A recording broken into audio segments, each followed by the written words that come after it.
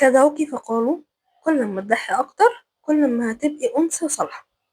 البنت الكويسة لازم تضحّي، الأم لازم تضحّي، مراتك لازم تستحمل، عيالِك أهم منِّك، جوزِك وبيتِك الأول، أنتِ مش مهمة، المهم اللي حواليكِ. خلّيكِ آخر واحدة تاكلي، خلّيكِ آخر واحدة ترتاحي، آخر واحدة تشتري حاجة لنفسها. أنتِ أم يبقى لازم تستحملي، أنتِ زوجة يبقى لازم تضحّي. أو حتى لو كنتِ بنت، يبقى لازم تفضلي واقفة جنب أهلِك مهمًا كان اللي هيحصل. ويمكن من وإحنا صغيرين جدًا اتزرع جوانا مفهوم غريب، إن كل ما ندّي أكتر كل ما هنكون أحسن، وكل ما نستحمل أكتر هنبقى أطيب، وكل ما نتنازل عن نفسنا أكتر كل ما هنبقى ستات صالحات. بس ما حدش سألنا هو التضحية دي ليها حدود؟ وهل التضحية دي معناها إني ألغي نفسي؟ وعلشان أحب أهلي لازم أكره نفسي؟ وهل علشان أكون أم كويسة لازم أبقى أم ما عندهاش حياة؟ وعلشان أكون زوجة كويسة لازم أوافق على كل حاجة حتى لو بتوجعني؟ وهل كل تنازل اسمه تضحية؟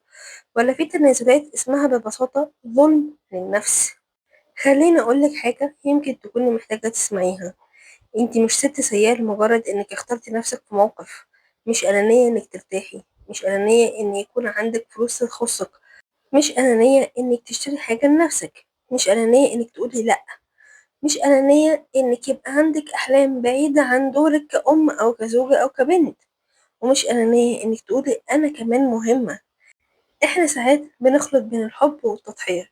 الحب معناه إني أهتم بيك، أساعدك، أقف جنبك، أتنازل أوقات لما يكون التنازل يستاهل، وأنت كمان تقف جنبي. لكن التضحية اللي معناها أنا دايما أتنازل وأنت دايما تاخد، دي عمرها ما كانت علاقة متوازنة. دي علاقة من طرف واحد هو اللي بيدي وطرف اتعود ياخد. تخيلي واحدة كل ما يدخل لها مبلغ من الفلوس تصرفه كله على البيت، على جوزها، على أولادها، على أهلها، على احتياجات كل الناس، ولو حد سألها وانتي تقول أنا مش محتاجة حاجة. طيب، يمكن هي فعلا مش محتاجة حاجة النهاردة، بس بكرة، بس بعد سنة، بعد 20 سنة، ولو حصل ظرف، ولو فقدت شغلها، حصل انفصال، مرضت، احتاجت تبدأ من جديد، مين هيكون سندها؟ وعلشان كده وجود فلوس معاكي مش معناه انك أنانية.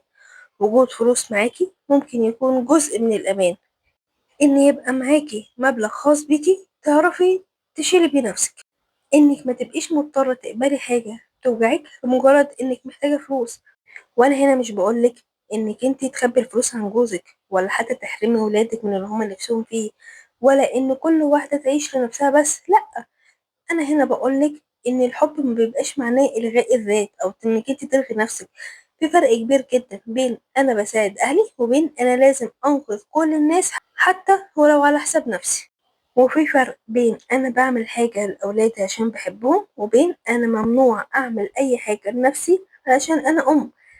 وفي فرق بين أنا بتنازل المرة دي علشان العلاقة مهمة، وبين أنا لازم أتنازل كل مرة علشان لو اعترضت أبقى وحشة ومش حلوة.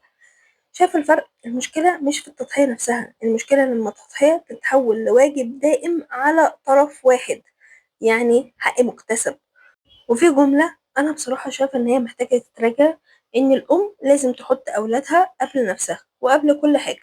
لأ، مش في كل حاجة، لأن الأم اللي طول الوقت مستنزفة ومحرومة من الراحة ومش معاها فلوس ومش بتعمل أي حاجة لنفسها ومش عندها حياة، ممكن في الآخر توصل لمرحلة إنها مش قادرة تدي أصلا. انتي مش مكنة، انتي إنسانة، ولما تهتمي بنفسك ده مش معناه إنك بتهملي في أولادك أو جوزك أو في أهلك، بالعكس. أوقات كتير اهتمامك بنفسك ده هو اللي بيخليكي قادرة إنك تكملي أصلا. وخلي بالك من حاجة مهمة جدا، الأطفال بيتعلموا من اللي بيشوفوه مش بس من اللي بنقوله. لما بنتك تشوفك طول الوقت بتقولي أنا ماليش لازمة، أنا مش مهمة، أي حاجة ليا مش مشكلة، المهم انتم، هي ممكن تكبر وهي فاكرة إن الحب معناه إنها تختفي، إن الست الكويسة لازم تتعب، وإن الراحة والفلوس لنفسها عيب، وإنها تقول كلمة لأ ده كده عيب في حق ولادها وحق بيتها وأهلها والناس اللي تعرفهم، وإن يكون عندها طموح شخصي أنانية. وإحنا مش عايزين نربي بناتنا على كده، إحنا عايزين نعلمهم إنهم يحبوا غيرهم بس ما يكرهوش نفسهم. ساعدي غيرك بس ما تدمريش نفسك. كوني كريمة بس ما تسمحيش لحد يستغلك. ضحي وقت ما تختاري انت اللي تضحي حسب الموقف ما يكون مناسب للتضحية، مش كل مرة لأن المجتمع قالك لازم. وفي حاجة تانية خطيرة جدا، إن أوقات التضحية بتتحول لوسيلة لإثبات القيمة. يعني واحدة تقول أنا عملت كذا عشانكم، أنا ضحيت بعمري، أنا سبت شغلي، أنا ما خرجتش، أنا ما لبستش، أنا ما حوشتش، أنا ما فيش حاجة عملتها لنفسي. وبعد فترة تبدأ تحس إن الناس لازم ترد لها كل ده، ولما ده ما يحصلش تتوجع وتغضب وتقول بعد كل اللي أنا عملته ده. وعلشان كده لو هتضحي ضحي بوعي، اعملي الحاجة لأنك اخترتيها، مش لأنك مستنية الناس تديكي مقابلها. وفي نفس الوقت ما تسمحيش لحد يستخدم كلمة تضحية أو يخليكي إنك انتي تضحي علشان يخليكي تعملي حاجة انتي مش عايزاها. تعالي نتكلم عن الفلوس شوية، لأن دي من أخطر الحاجات اللي الستات أوقات بتتحرج تتكلم عنها. أنا إزاي أحوش لنفسي؟ ده جوزي محتاج، ده ولادي أولى، ده أهلي محتاجين، وأنا مش هقولك ما تساعديش حد، بالعكس ساعدي، كوني سند.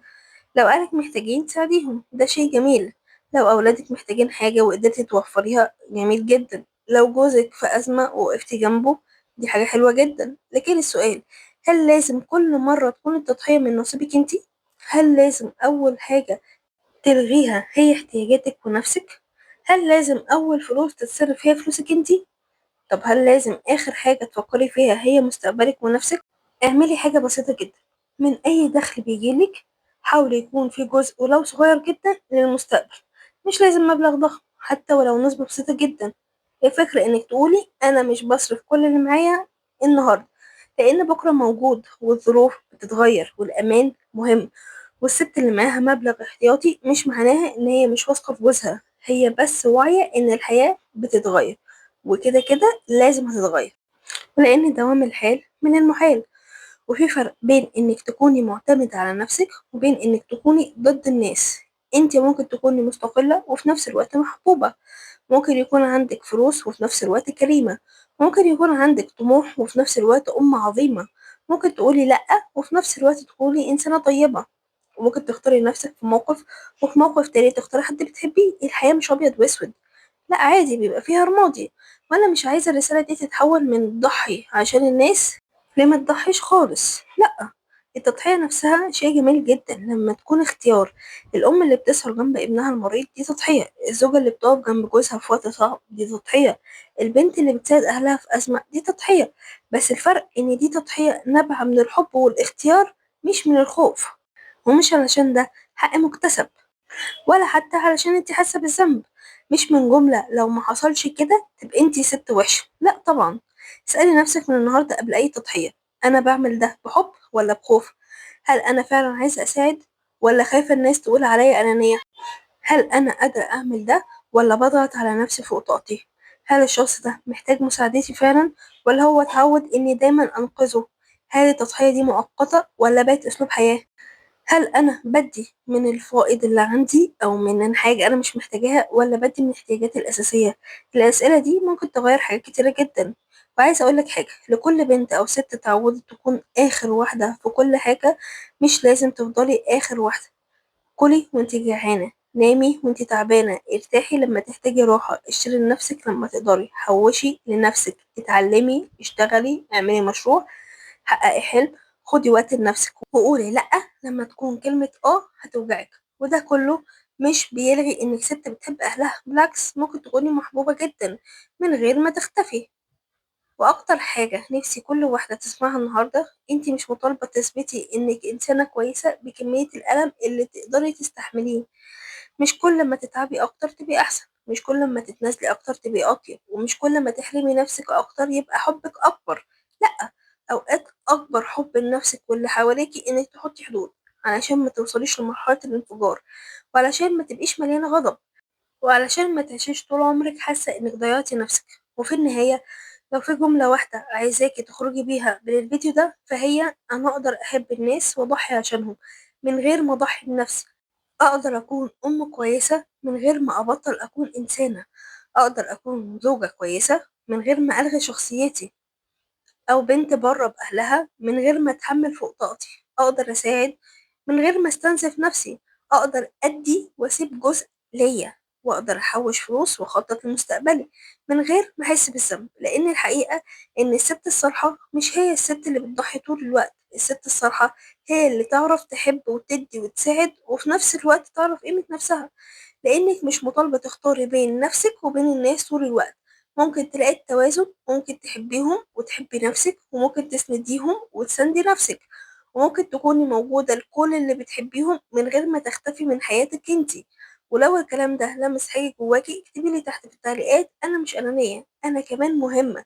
يمكن تكون مجرد جملة، لكن يمكن لأول مرة في حياتك تصدقيها فعلا. ولو وصلت لحد هنا ما تنسيش تصلي على النبي. ولو عجبك الفيديو ده ما تنسيش تعملي لايك واشتراك في القناة وتفعلي زر الجرس عشان يوصلك كل جديد بنزله. مع السلامة.